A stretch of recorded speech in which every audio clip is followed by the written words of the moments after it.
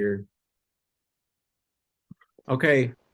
So, Cory, I'm not like a YouTube influencer or YouTuber or anything like that. That's not what I do. I have like a little YouTube page and I put some stuff on there that's interesting, like little reviews, or I buy stuff that I feel like people would be interested in learning about, like specialized components, not specialized the brand, but just weird stuff that people might research. Or I've done a review on my bike and that kind of thing. And here lately, I watch a lot of YouTube and listen to a lot of podcasts and a lot of interviews with people that I find interesting, like just pro riders and different riders on that get recorded, and they ask them questions and stuff. And I felt like, I mean, I can do that too. I can have a conversation and record it, and people might find it's interesting. So let's do it. Um, and I think that you're a good person to do my first one with, because you're a pretty different kind of a rider racer. I mean, you're, to me, the only person I know in the US that's super talented and only focuses really on TT. And I like that because I started out mountain biking in my early teens, but then I got into triathlon. So I was riding a tri bike, in the late 90s and stuff. And I've always been on a tri bike from off and on. So, and I've always felt like you're super nice, super chill, like you always talk to everybody, and you're not an ego kind of a cyclist. So we'll just get into it. And I would like to know, like, how you first got into riding. Were you athletic when you were little, or when you were kid growing up? Well, how'd that go down? So I always liked bikes. Ever since I was little, since I learned how to ride bicycles, whether they're 5 or 6 years old or something. My dad was a motocross racer. I got into riding motorcycles, and so I Yeah, was a motocross racer for God, all the way until my early 20s. So raced from beginner all the way to local amateur pro, and I used to use cycling as a cross training sport. And if you watch motocross or supercross, like all of those guys use bicycles as a low impact means of doing aerobic because it's got handlebars and stuff. They'll ride mountain bikes or road bikes. And so, I was doing road cycling and hitting the gym and doing my motos on the track and stuff. And you know, one thing kind of led to another, and having some injuries and moving and stuff like that. I ended up meeting some people that got me into road cycling, and I started doing some local road bike racing after I'd stopped motorcycle racing for a bit. And one thing led to another, and I started doing some grand fondos, and that was fun, and centuries. And then, I always liked that kind of like focus and intensity. And mhm.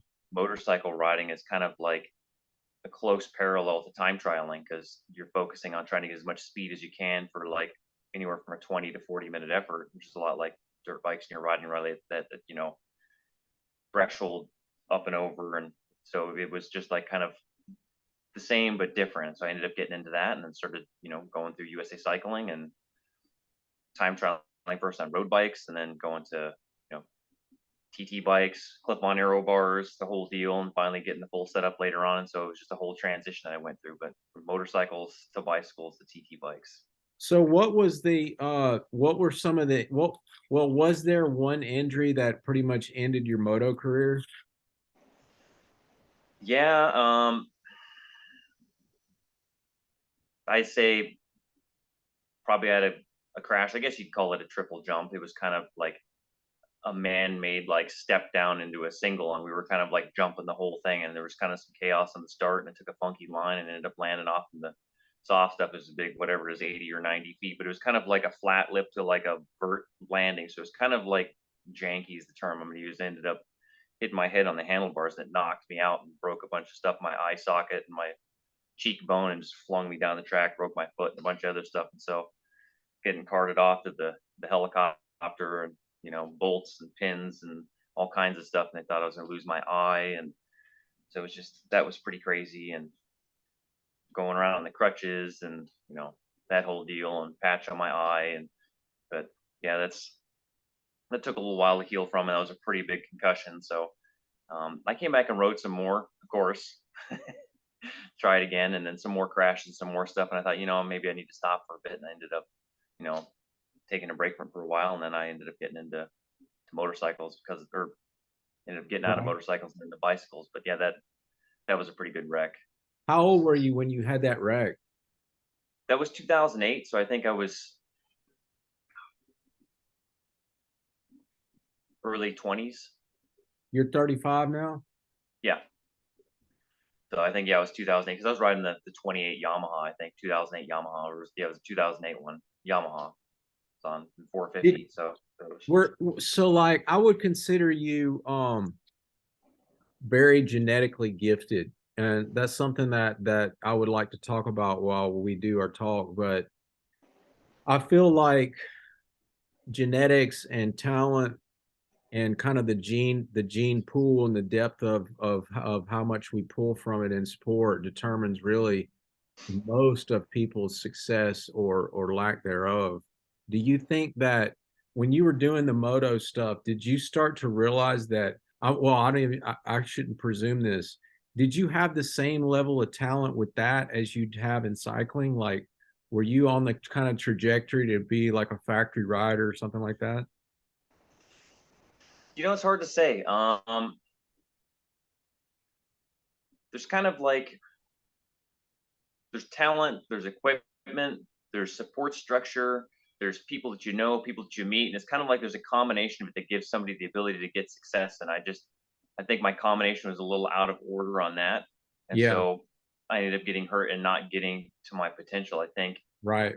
hindsight's always 2020. If I would have, I definitely had the work ethic. Like I'd like to get up and go train. I'd go out after school and do figure eight motos and drills and braking drills and all that stuff. And I absolutely loved it. And so That's that's where I awesome. got my training aspect from for cycling. And so definitely I had like the training and dedication part.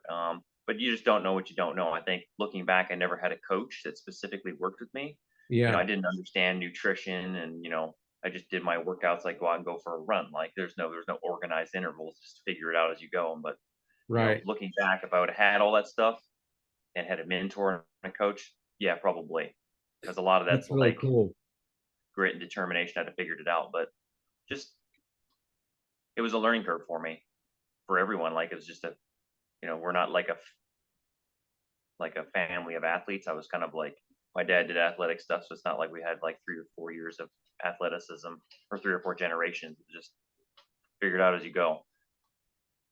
So I think, yeah, I'm probably more talented in cycling than I was in motorcycles. But cycling, I had that whole learning curve behind me, so I knew that I had to be organized. I had to have the equipment. I had to have things figured out, and like there was like a process and a sequence to like going from like the beginning to the end, and you had to like do it a certain way. What year, or can you remember around the year that you did your first like USAC race, like a Cat 5 or whatever? 2014, I think, was my first race. I think my first race was actually CBR. It was a four corner industrial crit down Yeah, in Compton, California. So that was my first USAC race. in Compton. Yeah, Where do you it's live? actually Where do I you live in Kentucky, Princeton, Kentucky. So I was in California at the time. Why'd you live in California? That's where I was raised. I was born in Florida. I was raised in town called Tehachapi, Uh-huh. and so that's just up in the foothills above Bakersfield, north of LA by about 2.5 hours. A little community up there. Um, a couple street lights. They had a Kmart, things like that. A teeny little town. So yeah, we stayed there for a while, and then I ended up coming out here to Kentucky um, with some friends and family members out here. So I ended up moving out here. I was close to nationals, um, more affordable for living at the time. You talking about Loretta's? No, I'm talking about for cycling. Actually, for Knoxville's pretty close to here for Oh, Pronats, 4 hours drive. But Loretta's is pretty close too. I never got right. a chance to do that though. Yeah. So I would say that's a pretty fast trajectory to go from being a Cat 5 in 2014 and tell me, like, I know a little bit about what you've done. I mean, I don't know a ton. That's why I want to talk to you. But how fast did you go from Cat 5 to like Cat 1? Probably a year and a half. Wow. Now, a lot of people don't realize how much aerobic and how much like muscular fitness is involved in racing motocross. It's like Right. doing intermittent efforts for 30 minutes at like Right. your heart rate of like you're pegged at like 170 to 180 beats a minute. So it's like doing time trials, 2 of them or 3 of them in a day. So I had a lot of base of just mixed bag of intervals basically for like years on end, plus lifting weights. So they gave me a good base for it. So I mean, some of it's natural talent, probably a lot of it, but then like that's probably 10 or 15 years of just doing athletic style working out before I got to cycling, and then it took me a year and a half to figure out how to transfer it. Local races. I went about it pretty smart. I was trying to figure out how to collect points. I went to the races that that I could win. I was good at stage races, climbs, time trials. They didn't really pay points for those. A lot of stage racing stuff. I think I won Cascade Classic in the twos. Helped me Wow. get my one upgraded. Yeah. Cat, they don't have Cascade anymore, do they? No, they don't. That That was was a a great race. very renowned stage race. I've had a lot of good races and some bad races there too. So when did you get on like like an elite team, or who was it?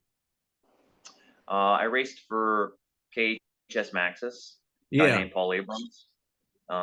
He picked me up in 2015 after Cascade Classic. I'd won that in the twos, and I Wow. raced for them all of 2016. I think 2017 I raced for them as well. They became like KHS Elevate. Was that a So UCI Continental team? yes, they were an elite team and they were a continental team as well.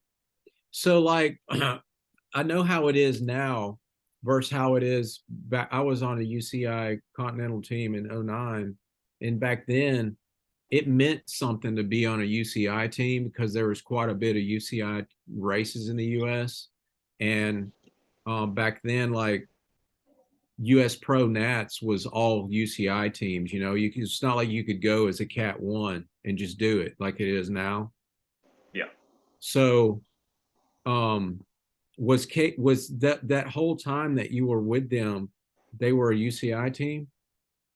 they were a UCI team. That's So amazing. actually, Like, the first part was an elite team actually and then they transferred to a UCI team. He had a UCI team for a while, and I uh-huh. remember talking about it, and he said that it was like it was good for the sponsors nowadays. Like you were saying, it's not the same as it was, 10 years ago. Um, it's good for like the sponsors and stuff to have that badge on there, and it's only like a few races that would warrant it, and there's even less now. Like we don't have Tour Utah, and some of the other UCI races have disappeared. So um, it's not as important to have. Like you could have an elite badge on your jersey now and still be able to be competitive in all the big races. Right. And I consider, based on the past, I consider like a elite team now to just be, to me, it's just like a strong Cat 1 club kind of team. It's not a real pro team. Yeah, You wouldn't consider that, in 2009 like a pro team. no. So so when did you race for Legion? 2019 And what happened Christmas. with that? What happened with that? Why are you not with them anymore? Um, so at the time, I was there was a whole like there was like a shift of a couple different teams. I ended up going to Legion mid 2019. We had a great year. I think technically I won their first national championship, the men's elite time trial for their team, and then Justin and I had a great race at nationals. That was really cool. Like their whole like all their team's bike stopped shipping. It was just like me and Justin, and I ended up just like riding the whole crit, like On the just him front? and me on the front, just riding stuff back. It was like another. This is my second time trial of the week. So Was that and was then that Pro Nats? that was amateur nats, so we didn't go Cat to pro one nats Nat? this year, but like it was a fun race. And then um, we finished up that season strong, and then 2020 was COVID happened. We only got a couple races in. We got to do like CBR, I think, like Tour of Murrieta, and then all of a sudden, like everything got shut down. And we were stuck indoors, Hmm. and it was just stuck indoors racing Zwift. And there's nothing wrong with racing Zwift, but it's not really like something that I was like equipped to do. I didn't Yeah. have like an electric trainer and all this stuff, and so it didn't work that well for me. And we ended up I ended up going through a lot of rough patches, like financially and like not having equipment, and like they closed down all the racing, and it just created like a bunch of issues. And I ended up leaving the team because I wanted to go and pursue trying to go to Europe. They were more interested in doing domestic crit racing. Right. You know, we parted ways, maybe a little bumpy, but we parted ways. Like I went to go focus on trying to do that, which I still haven't made that work. So maybe that was a good decision. Maybe it wasn't, but So have you raced in Europe? nope. I've So been what trying made to. Oh, go ahead. how if that was in your plan, how are you planning on going about getting that done? I mean, you have to have the right connections and stuff to be able to make it work. So I was coaching with Cinch at the time. I Yeah. was a coach there, and I was working with Tom Danielson, and we had gone through and done some training and some coaching and some racing. I ended up transferring over to race for his team, and we were going to go see if we could figure out how to get me to Europe through winning pro nationals and getting that all developed and building a team and going over to Europe. And well, that it's to make plans. Sometimes it worked, sometimes they didn't. And so I ended up like leaving Legion to go to there to like not really have that gel and have that like fall through. And then I ended up leaving there too. So I went from like Legion to Cinch to where I'm at now, which was um, coaching with United or coaching with Empirical and racing with United. So it's just So is Cinch still around? I see their jersey still. they are. They ended up going from having like a men's elite team, which was the plan, and then to go and develop that team into like a pro team and go to Europe and get connections and get all the stuff and then go race some of the bigger stuff. And that ended up not working. It's just a difficult landscape to make work. And then like they ended up going into gravel. And I Yeah. tried some gravel races, and I mean I would be good at gravel coming from motorcycle racing and having an aerobic engine, but I just didn't want to do gravel racing at the time. Like I like the higher intensity stuff. Did you try Not that some gravel races? I did. I think it was called the Iron Horse Gravel. I think it was like 100 and something mile. I think I won that one. And then What did you so like I've been looking at it, it's hard not to look at it and hard not to think about it because everybody shoves it in your face, which is fine. And I love riding off road. I like riding in the woods and all that. But I don't have any place to really ride. There's no gravel roads around here. So I'd be pretty much buying a bike and only ride it when I race it. And it's just like it's just one more thing. I may as well just ride my mountain bike. But what did you think about it? Did you like it when you did that race? Like, was it fun? Or I mean, what's up with yeah, it? it was fun. I enjoyed it. I've always actually been more comfortable off road than I've been on road. Like I'm comfortable like sliding and drifting and like jumping stuff and going over bumps and things like that. And like a road bike doesn't slide very well. You're used to actually like No, the dirt bike, there's like sliding going on. So you used to like live riding the sidewalls or drifting or like using the cushion on the track and like squaring off of bumps and all kinds of tricky stuff. And so like you're not really doing that on a road bike. Like if you're sliding on a road bike, there's a problem. you're going down in like one Going second. down. Yeah. Sometimes you can save it, but it happens like you're like, oh, that just happened. I just survived just now. It's not like a planned thing. Right. So but it was fun. I mean, I enjoyed doing some gravel stuff. I thought about maybe getting back into it again, but I just don't have a gravel bike at the time right now. So, but yeah, I've done a few of them. You Um, know, just sitting here talking to you and thinking about your talent, I think that if you had the desire, I think that you would be a national contender on gravel. I think like if you focused on it and you went did the lifetime Grand Prix, I mean, you would be like finishing in the top in the lead group because that's just your body is just wired to do that. You can just go smash those dudes for 6 hours and it would be insane. And there's a lot of money in it now, you know. There's more money in that now than there is really at the top. There's probably more money in that than there is on the road. That's actually a really good point. And I'd been, looking at, like, I saw that with was it gravel nationals this year? They had $60,000 in first prize. They Yeah. didn't have a single dime at road nationals this No, year. no. I was like, what is going on here? Yeah. So, but that's a really good point. I mean, maybe I should consider like getting myself.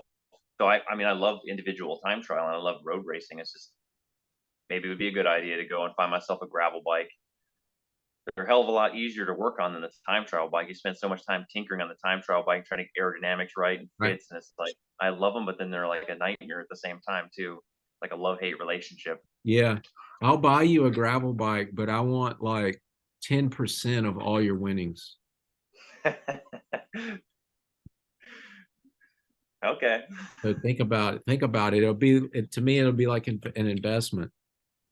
So what caused you, we're not talking about a big period of time here. I mean, we're like talking 6, 7 years of focus. Where in that did you start loving the TT bike and getting so into that, So or how that happened?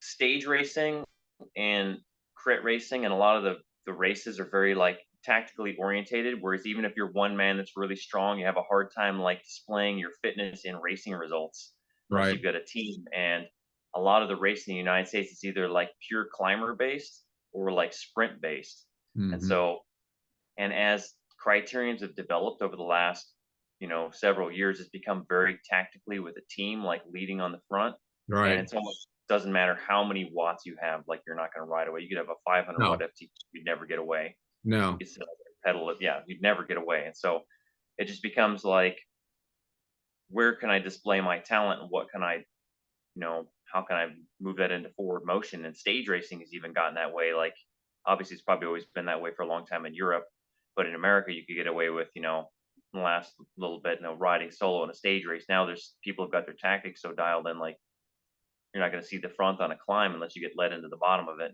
Hmm. unless you've got like a 5-star team. Like you're going to spend all of your efforts just trying to hold position. So it just gets to be really tactically difficult to do all that stuff. And I just started looking at the amount of money it costs to go to Redlands, or the amount of money it costs to drive yourself out to like Valley of the Sun. The Valley of the Sun, you could probably defend by yourself.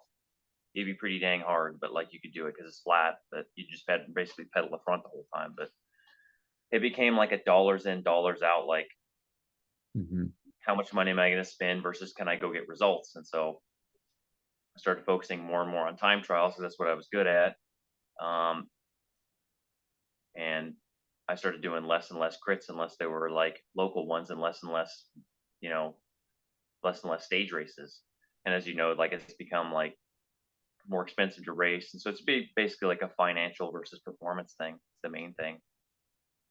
How long have you been coaching?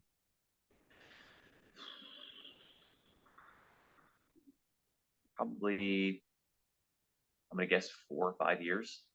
Oh, So okay. just So like, that's your gig. yeah, I just started with just like a couple people and just coaching, just teaching myself, and then I did that for a year or two, just like you know, and then coached with Cinch for a while, and then now I've been with Empirical, I think coming on 2 years now. So that's what I do, is typing up schedules and talking to people and solving problems and being a coach. A lot of my coaching is like experiential stuff. I don't have like a degree, Right. um, an 8-year degree like at college. A lot of it's just like all the racing that I've done, just learning how to Right. work on bikes. And you Who know, coaches you? my coach is Cory Moore. He's the head coach for Empirical Cycling. I don't know him. Coley? Coley? Coley, yeah, Cory Moore. He's got a good podcast called Empirical Cycling Podcast. Oh, yeah, yeah. I've Yeah, heard it that's before. yeah, that's him. And so, super smart guy. Him and Fabiano and Rory and couple other guys, Alex and Katie, they're all on there, the coaching staff, and so fun So people.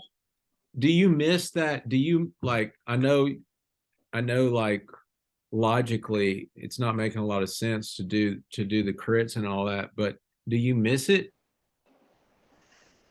Yeah, I mean, it's it's a lot of fun. Though over the last year or two, I think I hesitate to use the word dangerous, but I feel like crits in 2019 and 2020 versus this year, there's been like a night and day difference in the Mhm. amount of wrecks there are and the amount of speed people are riding at and the amount of lack of Yeah, like awareness and handling skills. It's not like you have to be able to go like Mach 10 through the turn every time, but like understanding basic principles of like entry speed, exit speed, your like positioning with the field and like trajectories. Like there's a lot of that missing. And like, I just, cycling is, it's difficult when, how would I put this? If you're in like a group of people and you can't trust the people around you to keep your safety, like yeah, if you can't stay on the front and you don't have a team to hold you there, you're riding in that bubble of just like yeah. The washing people machine. crashing. You're in the washing machine, but the washing machine's infinitely more dangerous now because like I don't know, they need to give some skills clinics but it's like I think it's a combination of just like the way the upgrades are going and the speed of the bikes now, how strong people are. I think the skills clinic component is kind of lacking. And some of the safety stuff, they still got metal barriers around all the courses and Yeah. 150-man fields and a little course. So it's just I do miss it. It is a lot of fun. I still do go out and go race like some of the smaller crits, but some of the bigger ones, like I'm not interested Marathons or something. in playing bumper cars and doing that and hooking handlebars to somebody and going into a metal barrier So over you not being able to win. are you married? Um, no, I've been with a girlfriend though for the last 7 years, Tyler. So we started when we were Cat fives together. So she races women's pro and I raced men's pro, and we've driven across the United States probably 2 dozen times. So Do you pleased. do you I just gotta looks like we may have a time limit on our recording here. Can we do it in 2 sessions? Did it Part bump A, you part off? B? Did it just bump you off? No, I'm still here. Okay, so do you want to have a family and do all that? That's still to be determined. Like, you know, I'm So not that's sure yet. so that's leading into like you're 35. What do you want to do with all this? In some ways, you're getting to the point. I'm 42. You get you have your biological clock, as an Yeah. athlete. So you can hold that prime for so long, and then it's almost like you have to transition your goals towards like master's goals instead of being at the elite level, which I don't think you need to do now. So what's your big goals? I mean, my biggest goal was if I could make it work, I wanted to be able to win a world championship. But I mean, I thought individual time trial, but that's tricky to get to. That's a lot of equipment you have to have, a lot of wind tunnel time, and a lot of there's the physiological component, but then there's all the logistics and all the finances, and I mean, you need $20,000 in equipment at least, and the amount of aerodynamic gains in the last couple of years people have made, like TT bikes 5 or 6 years ago was like one thing, or even 10 years ago, but like Yeah. 3D printed bars and all the stuff now is like it's insane. You talking So about UCI Worlds on TT? yeah, That would be like your dream goal. yeah, if I could go to the Olympics on a time trial bike or UCI Worlds on a TT bike, that'd be amazing. Like you know, So how can we get that done? Like, what do you have to do to do that? You would have to what? Win US Pro TT first? I'd have to win US Pro TT, and that comes down to like um, getting a good run and getting the equipment necessary to do it. Like you have to have the equipment, you have to have the tunnel time, you have to have all the technology, and so the technology and equipment components have been pretty huge. Like I've got some pretty good watts. I got to spend some tunnel time and really get the actual numbers. of like, instead of using like golden cheetah and like surmising what my CDA is, it's expensive for tunnel time, obviously, and you got to have the equipment, have your stuff together, and I just haven't been able to get there. But yeah, tunnel time, equipment. Um, then I got to be able to get to nationals, get a good run. There's got to be some good luck there. I can't get like the rain like I got this year. So So let's talk about that.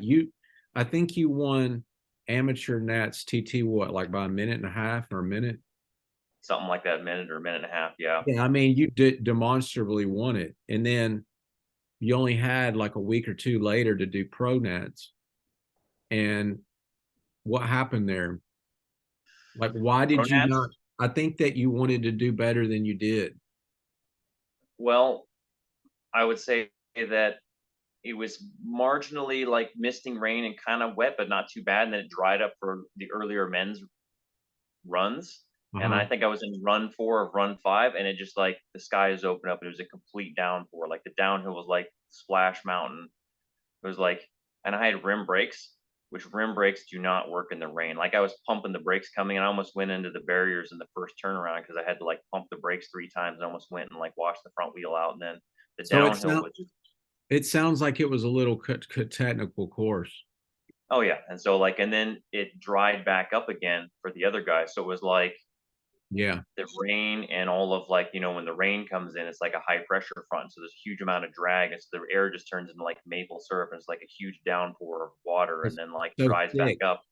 Oh yeah. So it's just like, it was terribly slow, but you can still do a pretty quick time. I felt like had I gotten a dry run, I had like the legs and the watts to be able to get on the podium. Well, But what's your best results at US Pro TT? 10th, I've gotten 10th twice. Every single time there's been an issue. There's been crashes, mechanicals, rain.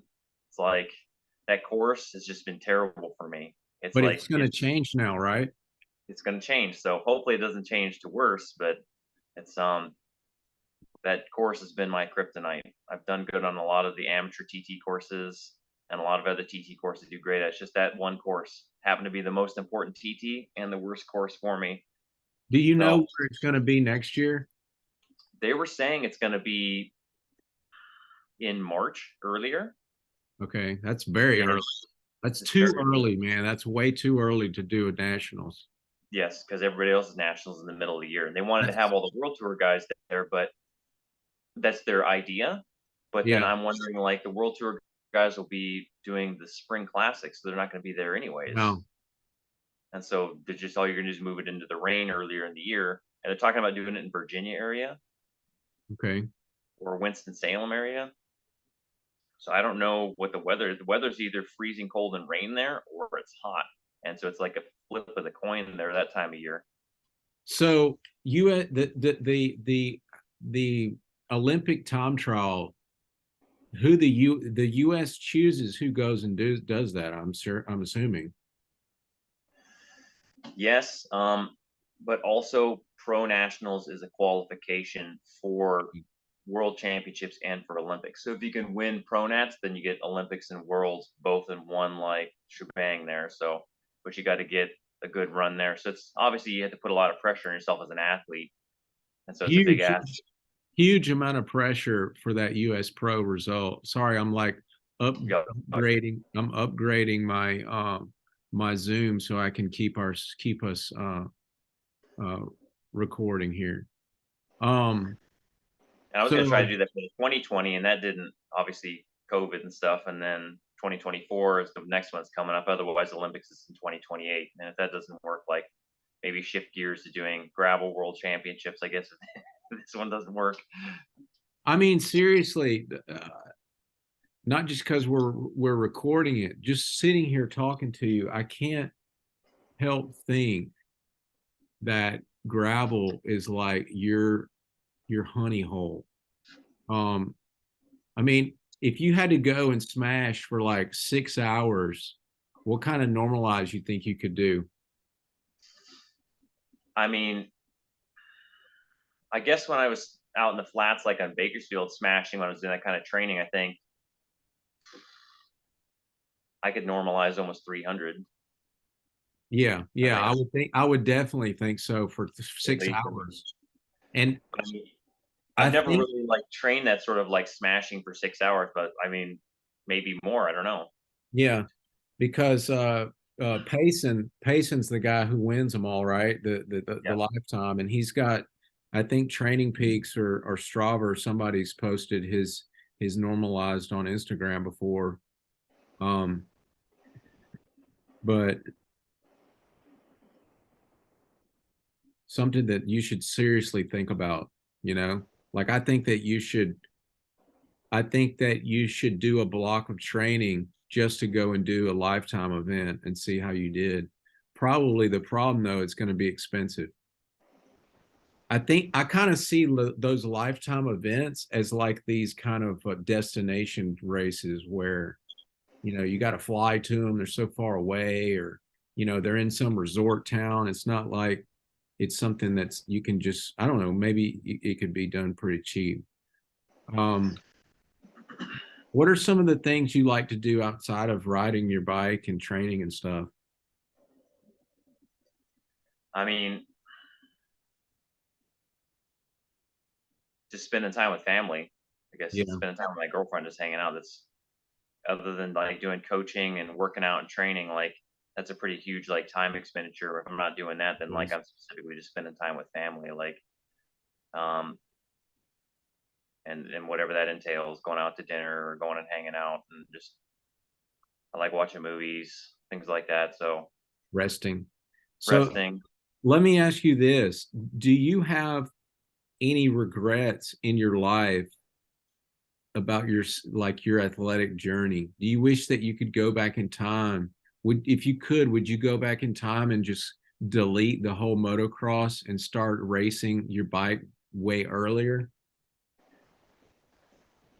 Well, it's hard to say because I mean, theoretically, if I could go back in time and teach myself, like my motocross career would have been pretty good. I think there's a lot of money in that too. Not maybe not like a ton, but if you're really good, you could make Oh as much yeah. as the top like UCI guys make. So, Oh, for but then sure. like it's almost like there's two paths. But then like if you go back in time and taught myself to ride bicycles, like that would have been a whole thing too. That would have been interesting. Like if I would have been able to come up through the junior ranks and then having the full support of like USA Cycling.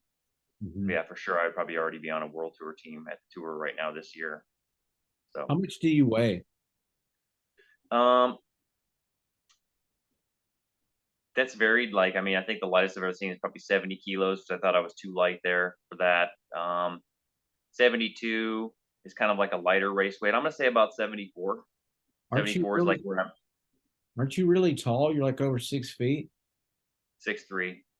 Man, that's So skinny. That's skinny, man. 6'3" and that's skinny. it's too small. Like 70 kilos was too small. I Way think when I too was small. racing moto, I was probably almost 80 kilos. And so, like, I got down to like 70 or 72, and it was just like, it was stupid. Gram scaling, dumb stuff. That's how I learned about what not to do with eating disorders and everything else the Right. wrong way. And so I, I'm probably about up to 74. I think maybe in the 75s, like I'm gonna put a couple more kilos on. I think of just like muscle. Like I've got my squat rack out there. I've been doing squats and everything this year. Get back up to probably 75 or 76 kilos. And what's your lifetime best 20 minutes? I think on the trainer I did 490 for 20 minutes. That was this last winter. Yeah, that's You on the can't walker ticker. So you can't do more outside. Mm, no, it's hard to say, and like my power meters are old on my bike, so like I think like on my road bike I did 450 for an hour, I think. So Well, 450 for an hour. I mean, I'm oh, assuming the weight is right. That's pretty much world tour, isn't it? yeah, if I was probably about 73 kilos, it's gonna be whatever that is, 6.2, 6.3 for an Yeah. hour. Yeah, that's world tour. Yeah, so I mean I could hold 450 for an hour. Like if I had a good fitting road bike and like good light road bike and everything, like yeah, I could climb good. I'm a good climber when I get a chance to climb. There's no climbs around here, but I always like climbing. I can stand climb for a long period of time too. I don't have like big like explosive surges like a climber. Like I'm more of like a TT all arounder. Right. What's your peak 1 minute lifetime, you think? just shy of 800. Okay. So about 800. So I don't have like a 900 watt 1 minute. So it's a pretty good 1 minute. But I mean, if I was just like to pull a 1 minute out, just like in the middle of a race, like for a finish, I could probably do 700 or something like that for a minute. Okay. Yeah. You know guys Now, that do a 900 in 1 minute? you do? No. Do you know guys? No, but I mean, like, I'm not going to do it like the 800s. Well, maybe some of the sprinters can do close to that. Eight in the 800s per minute, 850 or something like that. Yeah. But Yeah, for sure. So, man, that's really, I don't know anyone whose goal is to go to the Olympics or win a world championship. I mean, I would really love to see you be able to do that. I think that's super cool. Um, you, I feel like you have a lot of gains to make from the aero side. yeah, Like there's no. Do you know the guys' powers that won US Pro? What they did, like kind of what they can do. Do you know you can put out more watts than them?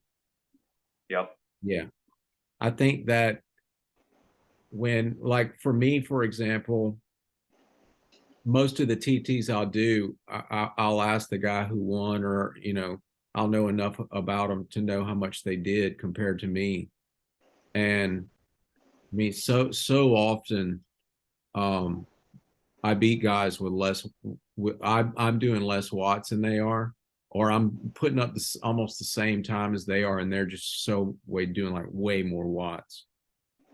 And there's so much to be gained on your position and your equipment. It's ridiculous. yeah. It's a struggle I've had for a while. And a lot of it's like you can't get yourself into the position unless you have the equipment. Like the equipment, like in like Enables you to do it. enables you to hold the position. Like if you don't Yeah. have the custom bars, like you can't get your hands up enough without like Right. closing your hip angle off and not being able to breathe, or like, and then you end up just like being up in the air. And so like you need the equipment in order to like do the testing to get your position tighter. And so like I'm basically doing the best of what I have. I've still got the same set of like, I'm looking at my bike right now, sitting right there. I have the same set of like eBay wheels that I've had on there for the last 4 or 5 years. I mean, these things are almost 10 years old. It's a good Trek. Like, I think it's the second generation Trek, the 2018 one, which I mean, it's good, but like, you got to have disc brake bikes now. Like, you lose so much time even into like turnarounds now. You got to be able to like brake and like dump a bunch of gears off, flip Right. around quick, That's or right. else you're.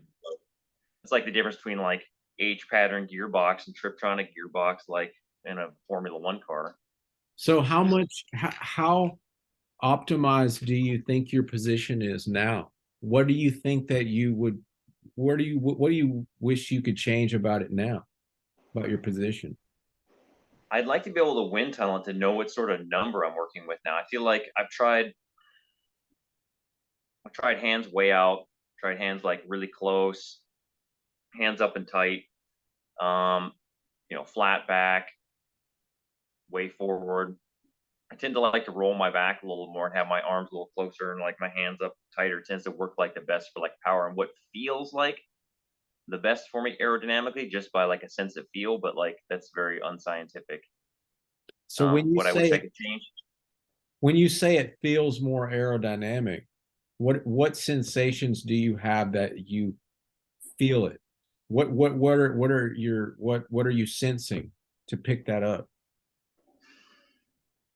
It feels like there's less load on your body. Like you can like when you get tighter, you feel like the load lets up on your body. Your body like lightens up, almost like there's like a dynamic force where you feel like your body almost like falls under the wind.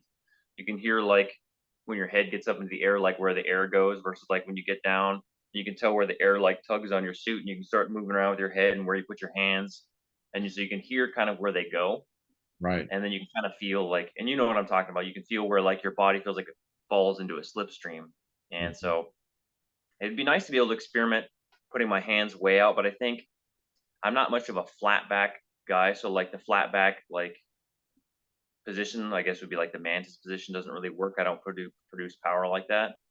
I Yeah. tend to like to use the whole pedal stroke, so I need a little more of a rounder back. So like my pelvis a little more under me, but like so I can like pick up, push, I which noticed works good.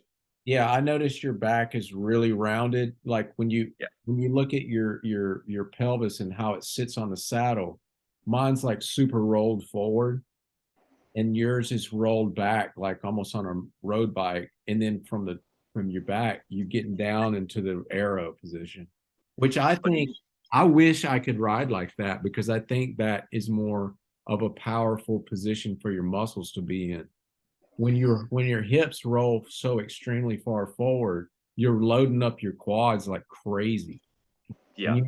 it's hard to utilize all your muscles like you're saying.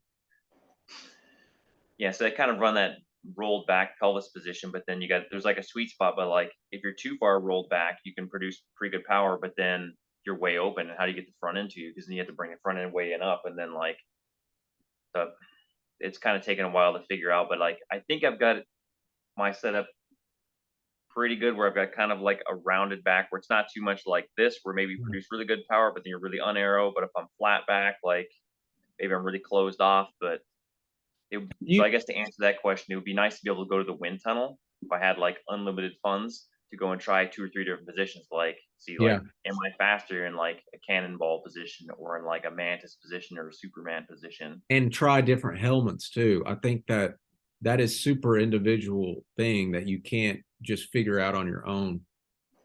When I think my POC was slower that I was using, I ended up ditching it, going back to my Giro. I think the POC with the flare sticking out like works better for a flat back position. I Yeah, discovered the head like up, but like for me with that rolled back, I think it was just like slamming into the air and just making like turbulence everywhere. So I think a smaller helmet, almost like what you're using, like the Cask Mistral, will be better for me. Something that like fits into my shoulder pocket right. better. So I was at the tunnel and tried the POC, and I mean it was a handful or two of watts slower than the Mistral. So it's weird how you can look at it, you know, when you see somebody wearing it from a side profile, you're like, damn, that's like as fast as it gets. But it's weird how the wind tunnel will destroy your preconceived notions, you know.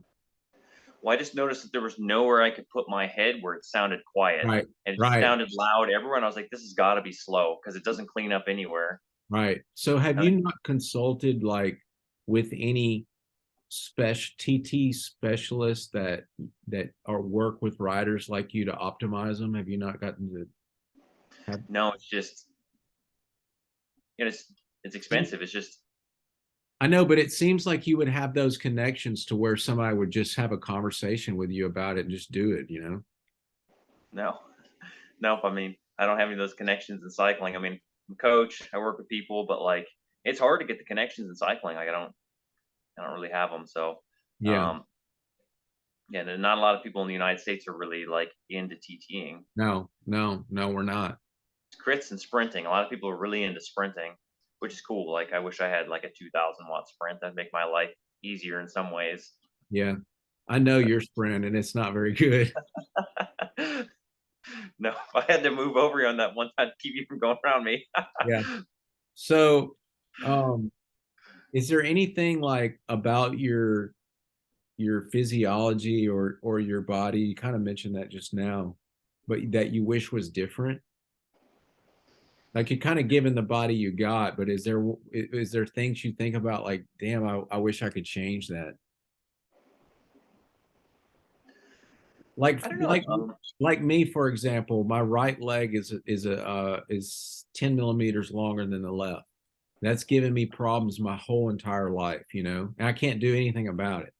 Your I mean, pelvis is constantly like getting twisted. You're constantly constantly. trying to relocate. So is anything like that or Um,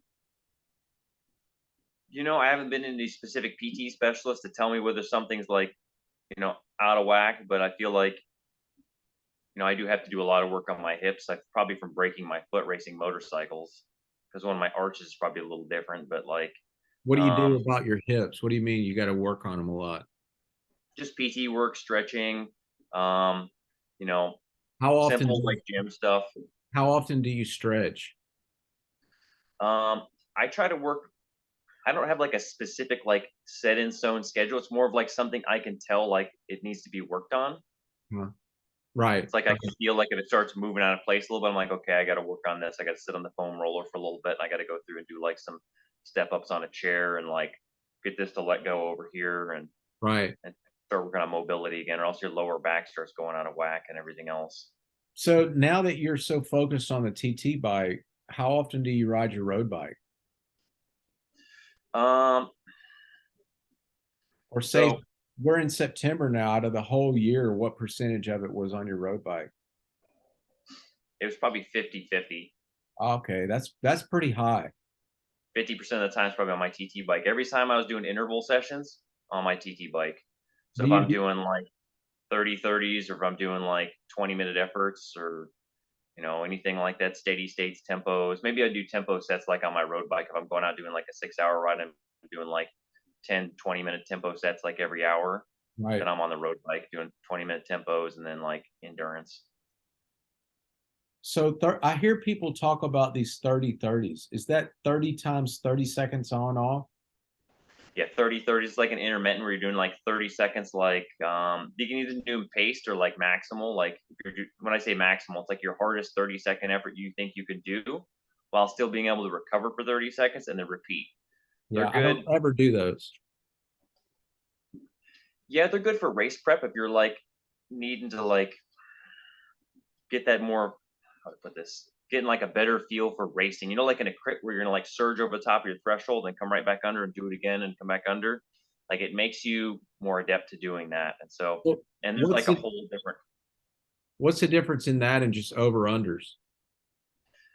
I mean, depends on how tight your over unders are. Are they Yeah. like So like I'll be prescribed something like a minute 40, say a minute 40, like probably around sweet spot. And 20 seconds of the 2 minutes, the final 20 seconds will be like deep into VO2, you know?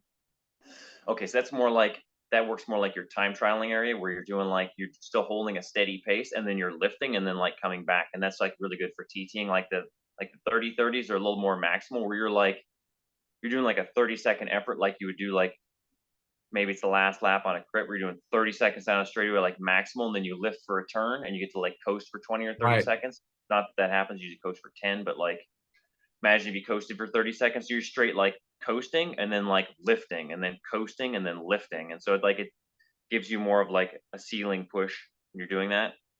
So you're Does that doing that make on the sense? TT bike? Yeah, I'll do those on a TT bike. I'll do them on the road bike. If I'm really trying to like crank out doing some of the like 15-15s where you're like more of like coming out of the saddle and like sprinting for 15 seconds and then like coasting for 15 and sprinting again, then those are a little better on the road bike.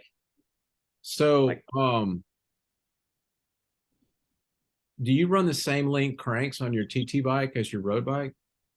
yeah, Exact same length. I feel like part of that is because your pelvis is so posteriorly rotated, you can get away with it. yeah. You know? If I I mean, if if I you were, rotated flat, I yeah, if probably you would were have a hard close, time with impingement. yeah, you're closing down so tight on your, yeah, I agree.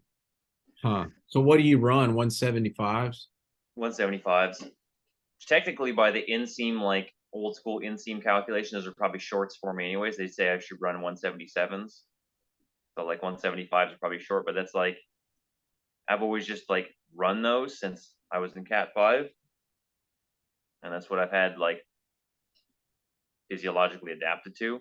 I mean, if I went through and got the test coming back around, I wish what I could test. I wish I could just like test like all the different crank lengths and all the different stuff and find all of the right, you know, with unlimited budget So and unlimited time. That'd be great. let me ask you this kind of detailed question. When you're on your TT bike and you're rolling around at zone 2, or you're doing a threshold effort or above, how does your position on the seat where you have the majority of your weight, how is that different for you based on how hard you're going, or you're sitting on that point of the seat is the same? Like you got the saddle this long, right? Yeah. If you're going easy, are you riding more on the back of the saddle versus if you're going all out, you're on the nose? How do you ride on the saddle? I try to ride right in the hook of the saddle and lock my sit bones in there. I usually sit in the same spot that I'm doing endurance that I would do FTP, or that I would do, really hard accelerations. But what I do, and this is how like I set my bike up, I will, if you'll watch me, like in some areas, like I rotate my hips forward and like flatten out, and other times I'll rotate my hips backwards and open up. So like I stay in the same spot, but I do like rotating my hips and then changing my cadence depending on like what the course is asking for. So like if you're going like across the top of a roller, like maybe I'll spin real high leg speed and change like my hip position like to spin up real quick, and then you'll see me like shift a bunch of gears and then flatten out and try to get lower and then like turn like steady state. And so like I'll change between like different cadence ranges and different like hip rotations to Hmm. like I'm looking for ways to pump speed out of the pavement basically by like doing Well, spin ups and managing.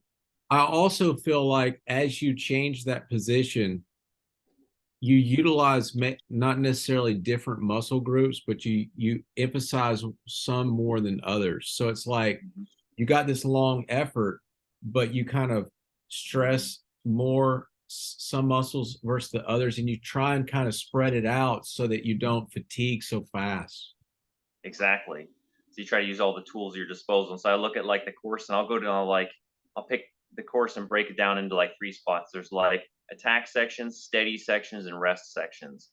And then you try to like force yourself to do rests, force yourself to attack in others, and then you change up like the muscle groups and like the cadence to like accordingly to like to do that. Then it makes it where you're using like feels like you have two sets of legs and you get like free breaks every so often to hold the speed. So So that's obviously those breaks would be on more of the descents, right? So descents, round turns, areas where you got nothing to gain and nothing to lose. so when you're doing those descents, like I ride a what size front chainring do you run?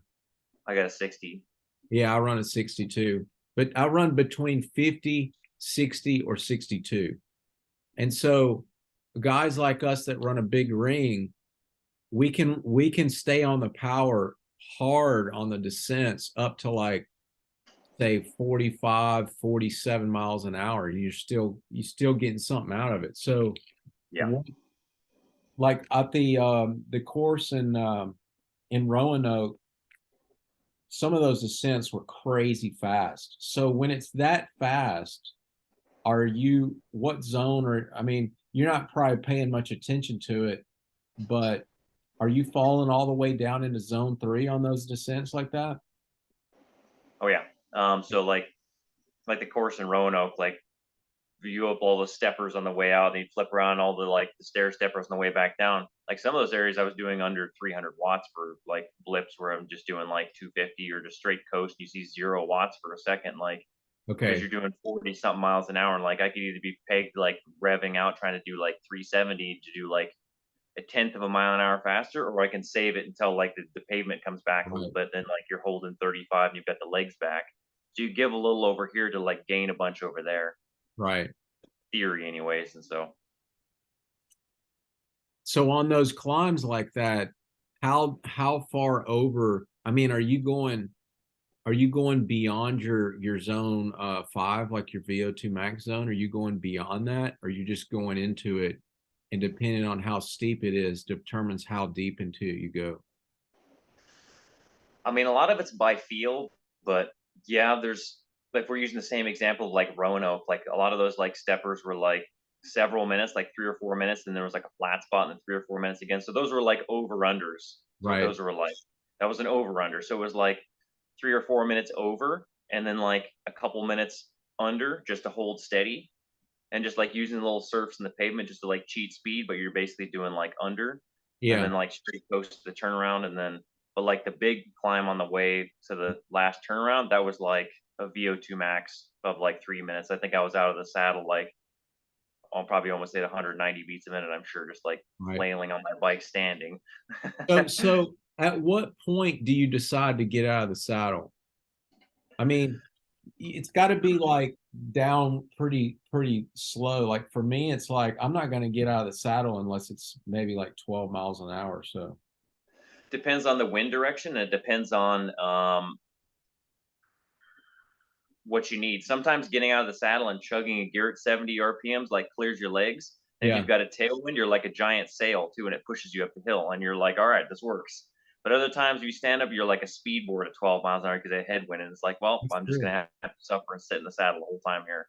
So That's a I really basically good the answer to point. that is I stand every chance I get where it costs nothing. If it costs nothing to stand, then stand because Stand. it mixes up the muscle groups. Otherwise, like stay seated. So how how much do you think about on a TT race? How much do you hold your head down to where you can't see down the road? Is that Depends something on how that you close the really course try and is. do? You I really try try to to do it. do that? I really try to do that, but it's like it depends on how close the course is. Like I have to risk like you have to weigh the risk of keeping your head down for 20 seconds and looking up, and all of a sudden there's a car there. Yep. For a small local race, I find like I'd rather give up the 20 seconds than Right. you know go into the side of somebody's minivan that pulls out or something. And But so it's like just let's just use the Roanoke course for example, because I did it and I don't know the pro course. The road, the pro the Cat One Nat course, it was littered with those potholes. I mean, it was one of the worst roads I've ever ridden on. oh yeah. So how did you manage that aspect versus keeping your head down? Well, I probably rode it like 5 times and Yeah, tried to memorize where all the potholes were, and then I right, drove it on Google Maps a bunch of times, and then I drove it in my car a bunch of times. I knew the potholes were gonna be a big problem. right. And like I unmounted like my Victorias and put like GP 5000s on there because they're a little more flat proof. And so like I kind of knew where the square edge bumps and the potholes were gonna be. And I picked out like where I was like, okay, there's like the sign coming up here. I better look up now because there was like the giant pothole field just like 1 mile out of the start where there's like Mm-hmm. potholes everywhere. Mm-hmm. And then there were some areas where there were shadowed potholes, but I tried to know to answer that question, I tried to know sections I could get away with keeping my head down, and I just hold it down. The other sections where it just wasn't worth it because you were going to flat out, So or were you, like you were going so fast that you needed to yeah. see. Did those Vittorias you were running the speeds before? Yeah, course of speeds, Yeah. Oh, tubeless or tubes? latex tube, talcum Yeah. powder, Yeah. and you run the tubeless Vittoria courses, but with latexes in there because it's Right. got a little more flat resistance and a And little thicker bit. what width? Um, I can't get away with any more than 23s, Because your 23 in the front. rims width. We have rim width. I've got Okay. the older generation rims, so they measure out to about 24 and a half, I think, with 23s on there. But it runs just even with the braking track.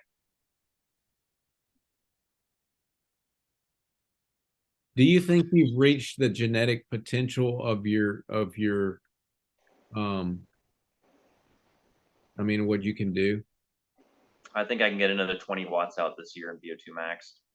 at VO2 max?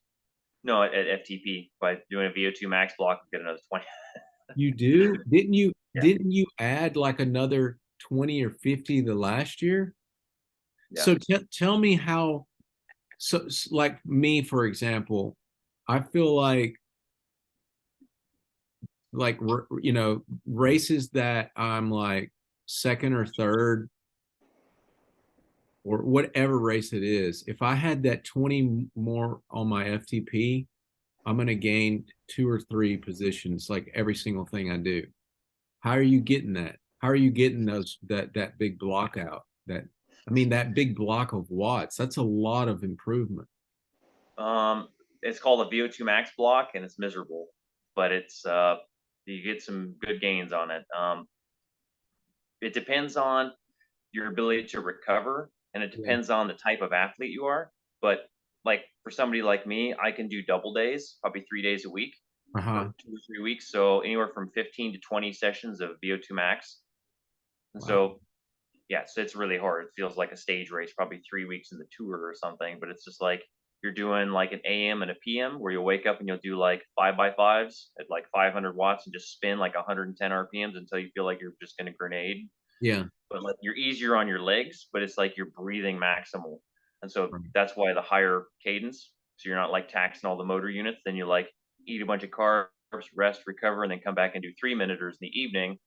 And um,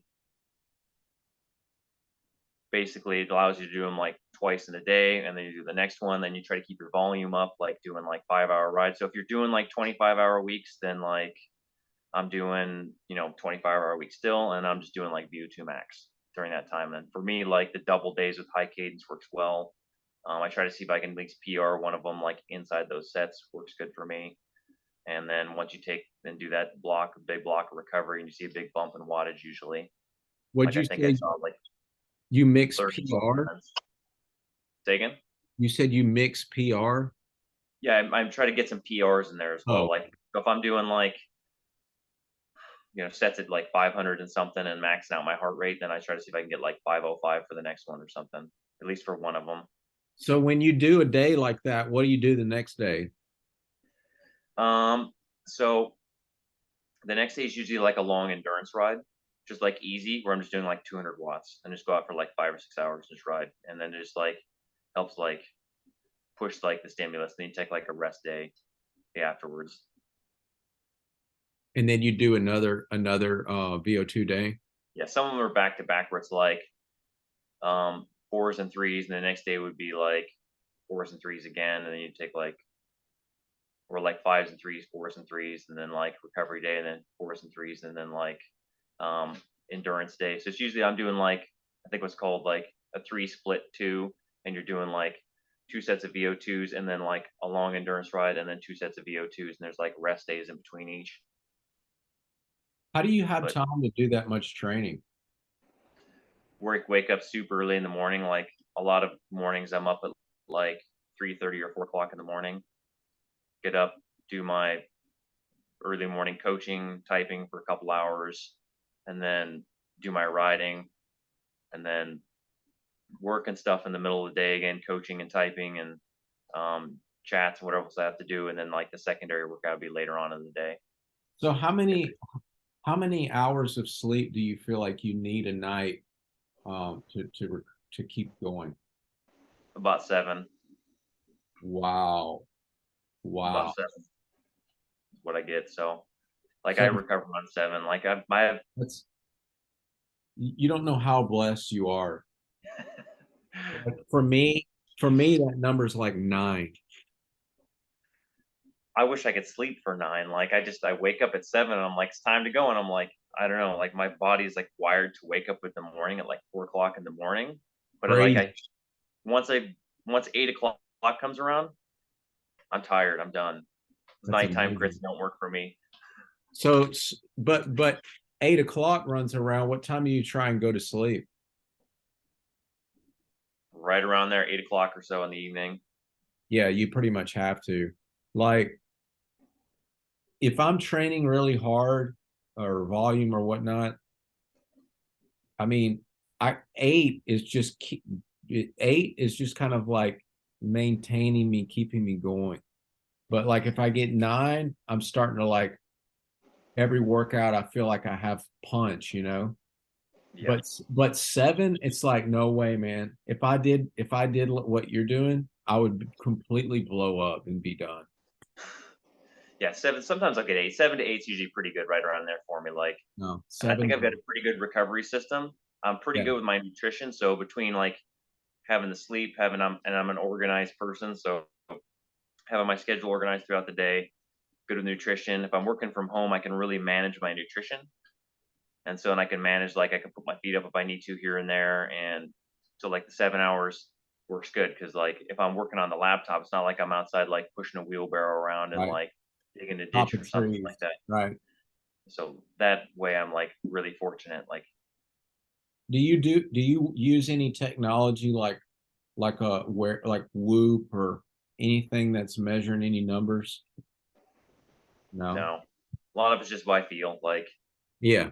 you know, I mean, at the end of the day, that's what rules the roost is the feel. It yeah. doesn't matter what those numbers say. It doesn't matter any of the data. If you don't feel good, you don't feel good. Doesn't matter.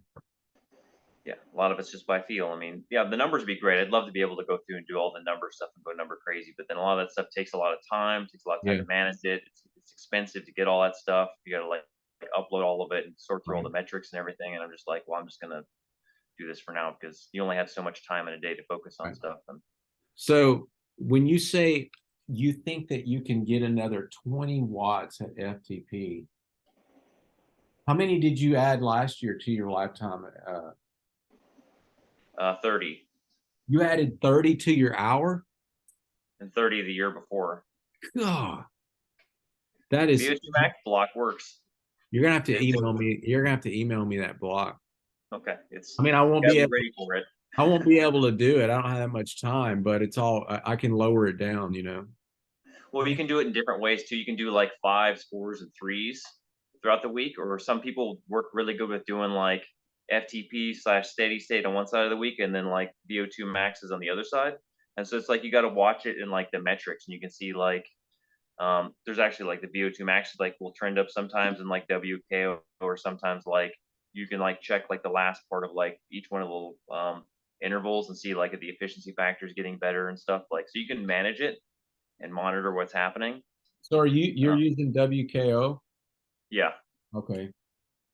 So like I can, my coach has been teaching me how to use it. Like obviously there's like more charts on there than like I could understand right now, Yeah. but a lot of the charts are pretty useful. Some of them like there's so many charts that I haven't gotten to learn how to use yet. So, but it's a good tool to have. So how long is that VO2 intensive block? I guess the answer to that would be it's as long as you're still making improvements. A lot of Oh, people only last about 3 weeks typically. yeah. Um, Maybe you can go a little longer. Some people sometimes a little less. So it depends on the person's ability to recover and the person's ability to keep like improving. And you can tell once they stop recovering and stop having the ability to like turn a gear with speed and produce power, and like they can't get their heart rate up or anything, and they're just exhausted. Usually they're done, and they're done for like 2 weeks after that. It's like a complete week of like rest and easy, and then another week of like easy, and then like once you rest enough, then all the metrics bump, and you do like a test, and also they do like their best PR. So for you, how long does it, can you do it? I think I got 17 sessions in last time in about 3 weeks, and so So that was if you're gonna do that, you how many times a year do you do that? once. And so I would assume you do that on your lead up to pronats. Typically you do that like after the gym, like you'll do like your gym phase, like your adaptation phase, and like your hypertrophy and all like your like lifting and stuff, and kind of build into what you want to do is like make sure like everything's all filled out and you're making sure you're doing like your volume you're supposed to, your FTP and everything checks out, and then like you check yourself out of the gym, you give yourself time to transition, then you do VO2 max block. And so it's like usually I'll do them like after the gym and like before preseason training starts. Like if you're going to start doing like intermittent efforts and all that stuff, or like all the road work outside. So typically for me, around Christmas time, just after Christmas time, New Year's is like you're on the trainer doing maximal sets in January, and then like you're rolling the bike out usually in February time. I can't believe you're doing that stuff that early. Like Yeah. you're doing it to raise the ever all the levels, but if you're doing it that early, are those things not tapering back down to kind of your normalcy later on in the year when you really need to be banging? It takes time actually to develop and pave all those new roadways. Because what happens is you go through and you say if you like put on a chunk of 30 watts, like you can hold that for like 8 or 10 minutes, but it takes time to build that time to exhaustion. So like your leg, like the motor units in your legs aren't used to pushing that amount of torque value for that amount of time. So like they crap out pretty quick. So like you start with like 4x8s, then you go to like 10 minuters and 12 minuters and 15 minuters. So you got to go through and like Build you're that. going to work, and that takes time because you can only do that once a week or so. So you're doing like intermittent efforts on one side of the week, 30/30s, and the other side of the week you're doing like your 4x10s or something, and pushing out that TTE like each week until like your legs can actually like brunt the force of doing 30 or 40 minutes at that new torque without Wow. just crashing. And so like yeah, you got to do it in January because you need the time to be able to like pave those new roads, and like paving those new roads takes a lot of like takes a huge toll. Like doing the FTP numbers you already know how to do is one thing, but like doing new ones, like every couple weeks you feel like you're cracked and you have to like take rest time because you're pushing like new levels because it So, takes a while. so for your FTP stuff, are you per workout, how much total time at FTP are you trying to do? Like you just said 4x10, obviously that's 40, or it could be 2x20, but or it could be 140. Are you looking at it like that? Yeah, I mean, I'm trying to usually get like 60 to 70 minutes in worth. Wow. So Wow. like In one session. one session, usually, I think the most I was getting was 80 minutes worth. Like if I That's was a doing, lot. That's a yeah, lot. That's so taxing, man. Wow. doing that once a week, and like it's like if I was out doing like earlier in the year, like on the trainer, I'm doing them like you do like 6 10 minuters or something. I'm trying to get like 60 minutes in, then you get do 15 minuters and 20 minuters. Then once you can roll the bike outside, like I'll do maybe some of them like inside in the morning, and then go outside and do like sets outside, like on the 62 out there, where I'll get like an hour's worth in or so. And Wow. just At something around FTP or 20-minute power or something like that. yeah, where you're That's doing your FTP. that's so demanding. Yeah, it's you got to like doing it, and it's you got to make sure you're eating well, recovery, and then you're trying to do like volume at aerobic around it too, to like manage everything else. So You that I mean, who taught you how to train like that? um, well, my coach, one, he's really smart. Yeah. Um, then the other is just a lot of doing a lot of stuff really wrong, messing things up, overtraining, getting fatigue, injuries, things like that. Just I learned probably 2 sessions a week's pretty good, sometimes three. You got to do those long FTP sessions, really help. Yeah. Um, So during the year, what's your longest FTP session in one block? Do you ever go out and just do an hour at FTP? yep. I That's a think like hard. it takes a little bit to get to that, and then sometimes I don't know, I'm an odd one sometimes in that I can tell certain days, like I'll break it up and I'll do like 15 minuters and it works good for me. But sometimes once I get rolling, and my coach can attest to looking at that, like, and I'm like running 440, and I'm like, nope, it's one of those days. I got Yeah. carbs in the bottle here. I'm good. And I just go. And I'm Right. just going and going and going. And I'm like, there's 45 minutes, there's 50 minutes, there's an hour. Boom, got it done. I don't have to do any of these like rests and stuff. Like, just go. And I That's can tell really where other days I'm like, I get to a point where I feel like I'm just like gonna dig a ditch, and I'm like, nope, I gotta stop at 20 minutes right there. Rest, eat food, do another 20 minute, you know, rest, maybe do a third one, or maybe it stops at 40, depending on like the level of fatigue versus gain. So if you're doing like 4x10, are you at when I say FTP, a lot of people use a different thing in their head, but FTP being your 60-minute best, right? Yeah. So if you say, "Oh, I'm going to go do 6x10," is that at the FTP number exactly, or are you going above that FTP since it's slower? I mean, since it's shorter. So a lot of times like FTP, like I mean, the amount that I can do will go up and down probably in a range of like 20 watts depending on the day. But there's like a lot of it's led by like RPE, Yeah, but then it's actually most people have their FTP set way too high, and when they try to go out and do 20 minutes, it's like miserable for them. And like a 2x20 is like a horrific thing. Like 2x20 should be horrific. It should be like a strong zone where you feel really good if you've eaten really well and you got enough like carbs and stuff. And you should be able to turn a gear and feel really good. And it's like intense, and you're like running a knife's edge, yeah, but but you feel good. It shouldn't be like you're running out of legs within 3 minutes and you're just like miserable for the next like 12 trying to get to whatever it is. that's Or right. like so a lot of it, yeah, is based on like what my actual like 60-minute power would be. I'm glad And to hear you say that it changes each day because, my coach will write me like interval sets at FTP, but when I get out there and start doing them, yeah, it's not necessarily at that number. I'm doing it like I'll do the first one and I'll be like, okay, I can do, 5 more of those, no problem. But it was higher than what it needed to be. But I'll just keep doing it because it feels okay. I can do it. Or there's other days where it's like, damn, I'm struggling just to do it, and that's all I'm gonna do. Yeah, and there's kind of a range. And it depends on like the amount of hours of sleep you've gotten in and the food you've gotten in. Like I find like making sure you get enough carbs in like the day before, all the way up the morning of, like almost like carb loading a little bit. Like you got to make sure you got it. And if you're doing some big FTP numbers, like you go through a lot of carbs really quickly, Right. like hundreds of grams of carbs.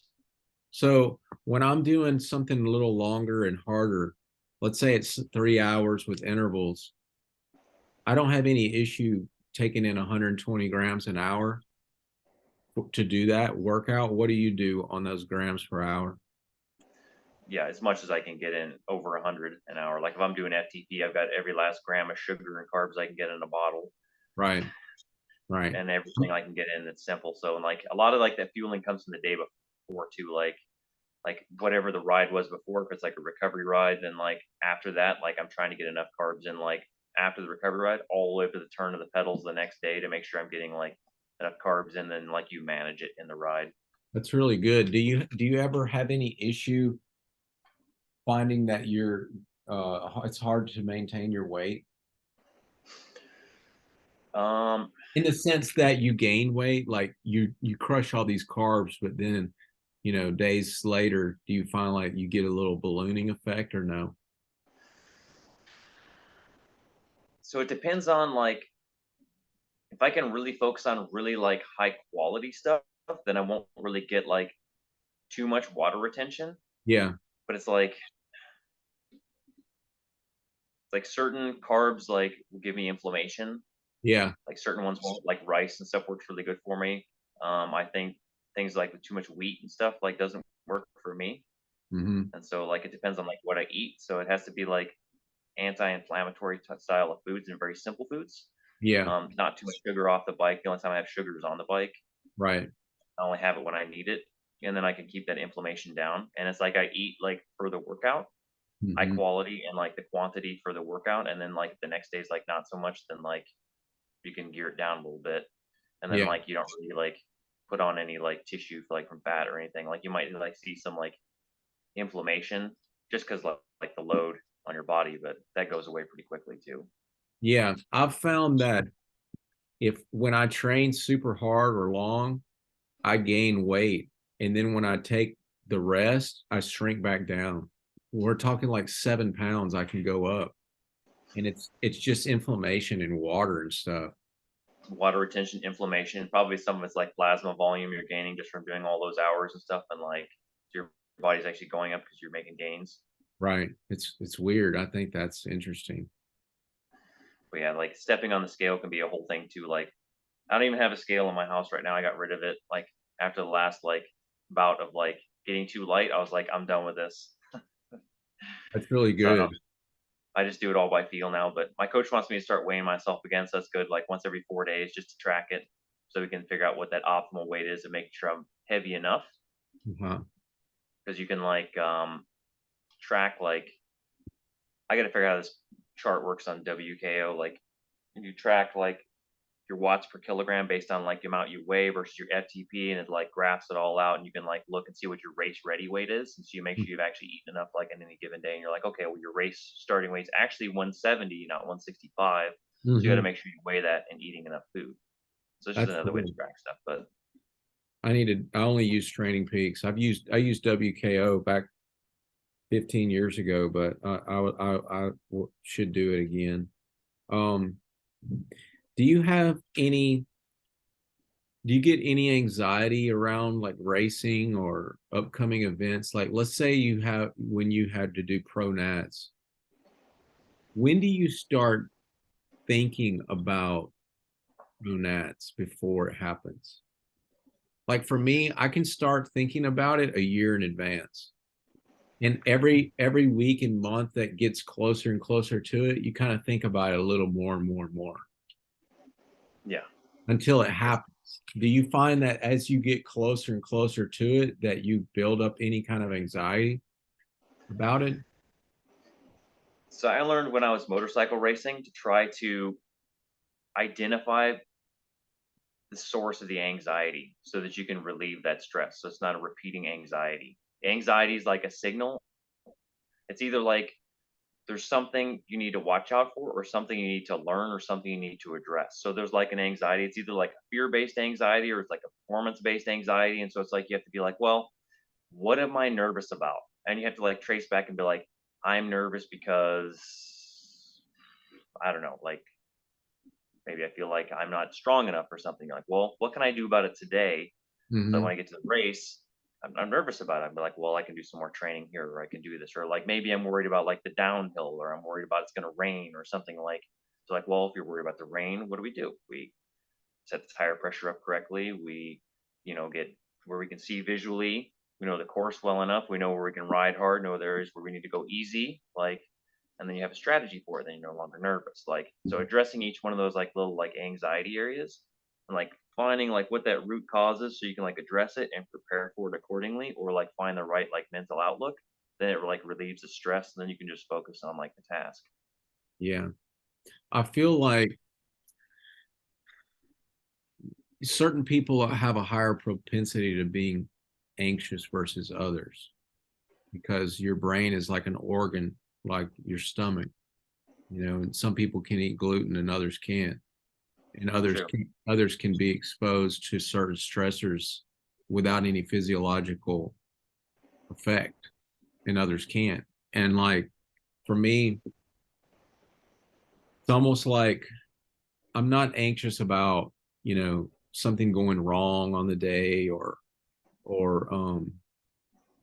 things that are out of my control necessarily. But if you if you put in like a year's worth of work and you have a couple of days in the year that you want all of that work to culminate into this performance that is at or better than your best, you always know in the back of your mind you can have a bad day. Like you can't the bad days, like Vindegaard had a great day this year in the Tour TT, and Pogacar didn't have a great day. And you can't really control when those days fall. All you can do is like train, and then you deload and kind of try and recover and peak. You still don't know, you know. You could get out into the effort and be like, man, I don't have it today, you know. You get like 80% into the race and you just fall apart on the way to the finish and you lose all that time. And it's like I feel like that is sort of what causes me the anxiety. Like, you can do it. You've been doing it your whole life, but it's more like the anxiety of being disappointed about how it went, you want to go and be proud of yourself and satisfied with the effort. It's not necessarily, you can't control how fast the other guy is, but Yeah. you can give everything you've got, but you just don't know how it's going to feel. You can have just a crappy day. So I like to know why it is I have a bad day. So I try to figure out exactly what caused it. I'm like, was it nutrition? Was it sleep? Was it my execution? Was it like the lead in? And I'll go back Right. and I'll figure out like what caused that bad day. So I can look at like maybe another race coming and be like, well, this one's gonna be the same. So next time we're gonna make the taper a little different. Maybe I'll Right. eat a little more here, I'll do a little less here, and then like you find you have a better day and you're like you start like looking at like these trends and things that happen. You start really getting to where like me, I'm doing like TT efforts once a week, and I've gotten to dial into the point where like I can figure out what it takes to make me have a good day, like almost every single time, like 9 times out of 10. That's And so really like that's really impressive. And and that's so just like because of the way you train. the way I train and just like the way my coach trains me and stuff, like we figured out like, you know, you just got to do a lot of practice at it. You figure out by doing enough TT efforts, like if you practice on your time trial like once a week and you're doing efforts at FTP, you start figuring out like what causes issues and why those issues come about, and then you start having like protocols for each one of those things, and then pretty soon like you can figure out how to like depending on whatever the variables are, you can read the variables and you can pick out the tools you need, and you can like set this like thing into motion, and you can get a performance like that's like a 95 or 100% like every single time. Maybe sometimes they're like spectacularly good wattage, and other times it's like, you're running like 95% of your best, but maybe you're 10 watts down, but it's like you still have like good legs and you can be smart about it. And you take a read when you're out there in the course. You're like, well, this is one of those 95% days. So I can't just like give it full gas right now to be smart. I'm at the rest on the downhill over here. And like, then I can run it hard over here and I might be 30 seconds slower, but like, it's going to be pretty solid. And if somebody beats me, then they're going pretty fast. Like, So when you say issues that you have to address, what would be an issue that you like have that I don't know. I want you to expound on that because you're saying like stuff that you work through and how you work through it and solve it, but what would it be? well, like those days where you go out there and you just like run out of legs, like you're just riding for like 20 minutes, all of a sudden you have no legs. Well, what caused that? Is like, was it sleep? Was it food? Was it like your pacing? Was it your technique? Um, So how do you know what it was? a lot of thinking. So a lot of thinking and a lot of deductive reasoning. Start looking at stuff and testing too. Like, so if I mean, a lot of it's like big watts is like having enough freshness and Right. having enough like glycogen, like you got big watts then. And then as long as you've got like your lead in into it, like I tend to like 2 day openers work better for me. Or What do like you I'll mean do by like that? a recovery day and then I'll do like an opener ride and then a recovery day and then race.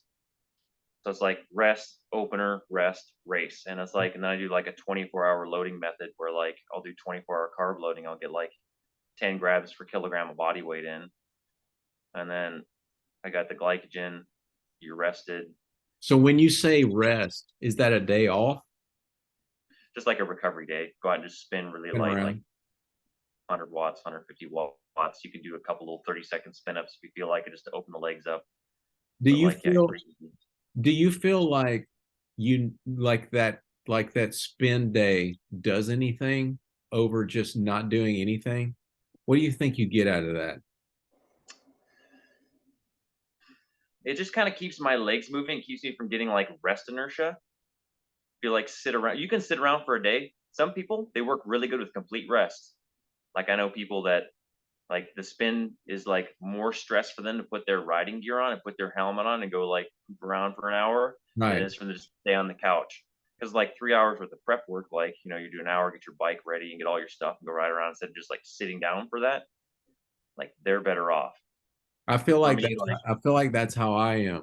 I take I would say I take more days off than I take the 1 hour just super easy spend that day. yeah, the super easy spin.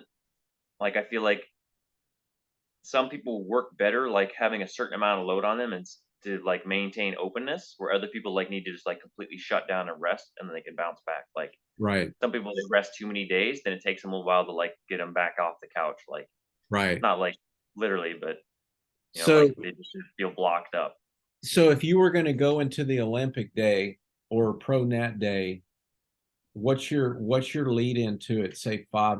At what point do you do your last bigger, harder ride, and you're like, okay, now I'm starting my taper, and what's it look like? The tapering is usually gonna start like 2 weeks out.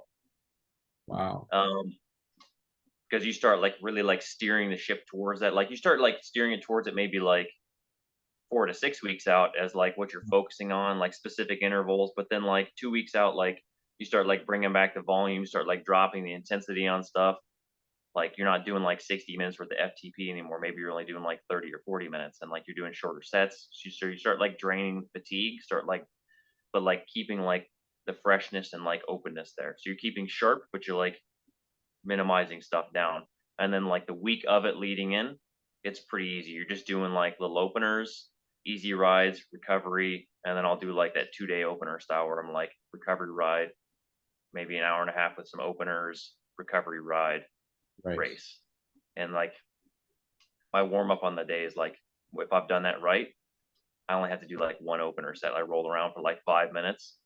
And it's like I'll just start doing like a build, and that's like my legs open up within like 30 seconds. I'm like, oh, I'm done, and I'm opened up within like 5 minutes. roll right over the start house, and I'm good. Like if I've done it right, Yeah, a 5 minute warm up, and I can go out and smash for an hour. that's really cool. Yeah, but it's all the warm up and stuff that like the week before has been done. Wow, that's interesting. Everybody's their own unique puzzle to figure out. It takes years to figure out what your warm up is, what food you need to eat, what ones make you feel terrible, Do what your you sleep do schedule is. do you do any supplementation for racing or training other than just carving and stuff? Just regular carbs and food and stuff. Like when you start out, you try all sorts of things from like, I wonder what protein powder works best, or maybe I need to take my vitamins or do this, or you try creatine in the gym and you're lifting Right. and doing all that stuff. And like, you know, sure, if I had a specific nutritionist that knew, and then we could go through and do like a blood panel, look through and find like every last ounce of like nutritional gains, I'm sure we could probably find Yeah. like these 2 or 3 vitamins work for me because I'm low on it and I need to take this and that. But like as of currently, it's all by feel. Would I be opposed to it?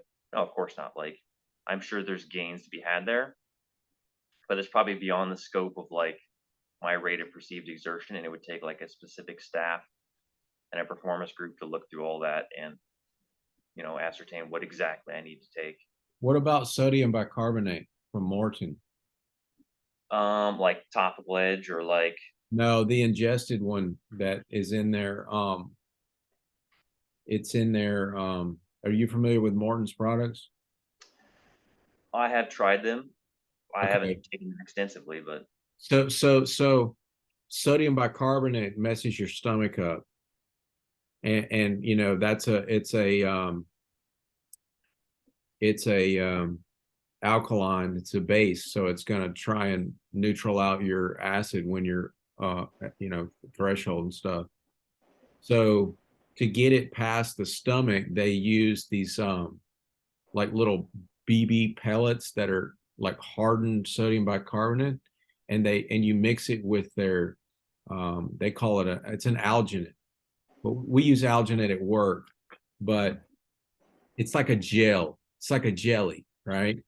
And that jelly consistency gets digested in the what is it, the first intestine, I think is the small one, or okay. whichever, vice versa, large or small, doesn't matter. So it's bypassing the stomach, doesn't get absorbed in the stomach, gets absorbed in the intestine.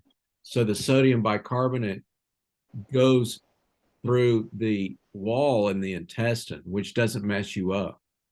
And then it goes to the muscle where it can do what you need it to do. Interesting. I haven't done any testing with that. I haven't heard of it actually. Okay, so I started using it. I guess I started using it all season this year. And I use a lot of supplements, but most of them I think don't do anything.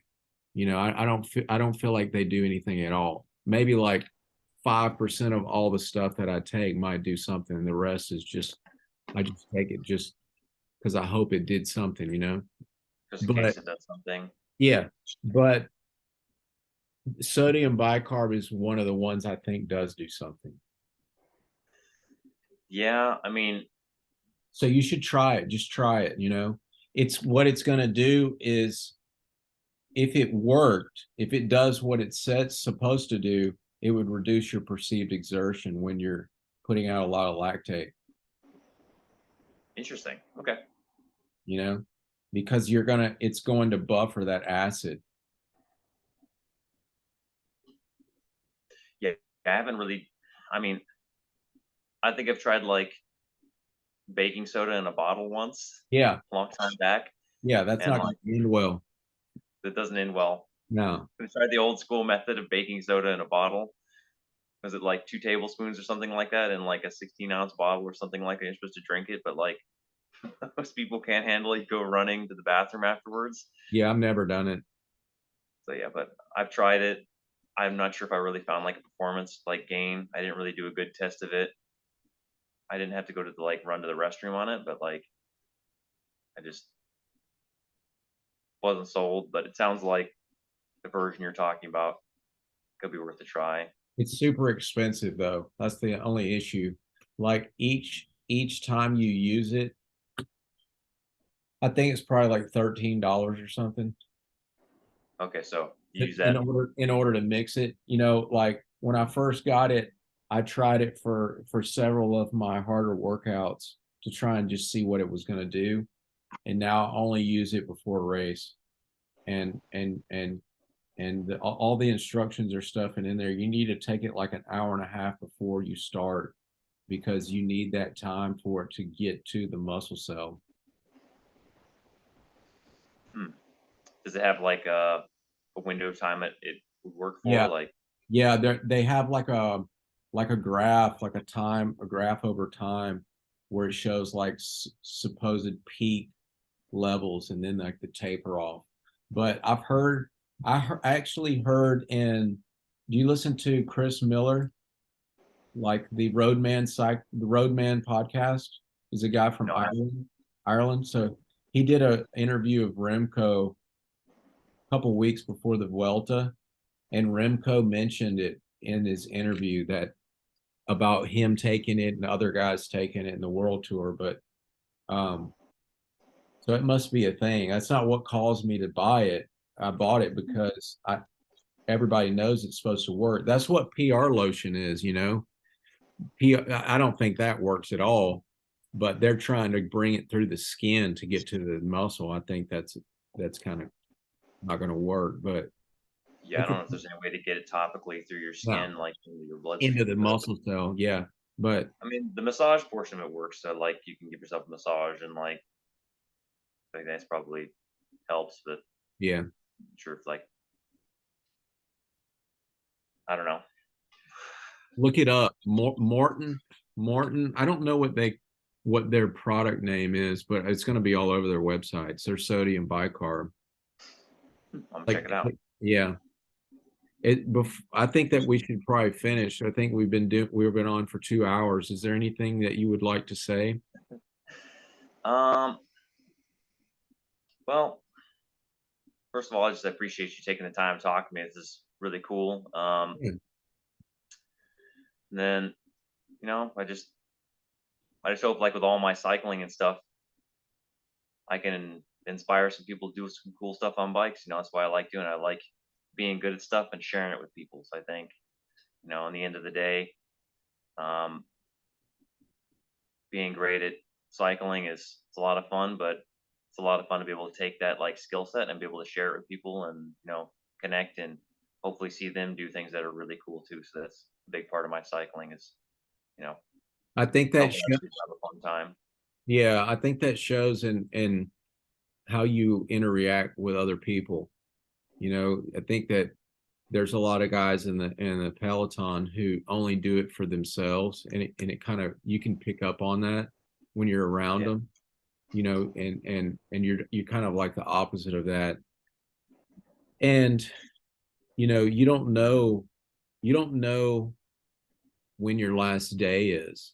So like by putting a 2 hour conversation with your with you on YouTube, that should be out there, till the end of time probably. And you don't know if you're going to have kids. You may have a son that 20 years from now he finds this on YouTube, or 50 years from now you're not around and your ancestors watch it and they're like, look at Cory, that's what Cory used to do. And we have this athletic person in our life and let's listen to Cory. Those kind of things are timeless and cool. that is a good point. Like, you don't know when the last day of riding a bicycle is, or Yeah. how many days you get to do that for. It's a lot of Well, fun, but it can be dangerous too. And so I'm well aware, and I try to like do my best to be safe about it and have yeah. a fun time. But I'm pretty fortunate that I've made it this far. So Yeah. survived the dirt biking and survived the 10 years of cycling so far. So I think I'm doing pretty good. But Yeah. It's like I lost my mom 2 years ago to cancer, and I wish that she had some kind of YouTube video where I could just pull her up and watch her, listen to her talk. And you never know what that stuff like this is going to mean to somebody. well, like I said, I'm happy to be able to share it with people for as long as I can. So We'll see how So much longer I can do it for. are you accepting more clients to be their coach? Yeah, I've got a couple more spots open, probably two or three. So typically we do a lot of our clients, like my coach Cory actually does a lot of like the client receiving. So he actually like call like their empirical cycling, and he usually does like the initial like consultation talk with people. Then we've got like a handful of coaches, and he tries to figure out who to line it up with to disseminate like who's the best fit. And Right. there's you know, we all like use the same philosophy, but like different styles of the same philosophy. Some people are like got like a PhD and they're very good like with like all the metrics and they've got a lot of experience in that way. And some of them are like me, or like more of like racing orientated, and some of them are like a balance of the two. And Hmm. so it just depends on who they fit with. And so, Okay. but Maybe it's you'll pick up a client or so from this. yeah, it'd be cool. And if at the very least, if they're interested about it, like checking out the Empirical Cycling podcast is Okay. great. There's a lot of really cool episodes on there, and some really cool data, and like a lot of like the philosophies and training that we're talking about on here. They go into Yeah, like huge detail on there. So there's that's a whole wealth awesome. of knowledge to learn. Okay. Well, I'm gonna sign us off here. And it was really great to talk to you. And I hope that people can get to know you and learn from this. Okay. Yeah, I hope so. My pleasure to share with people. Okay. Thanks.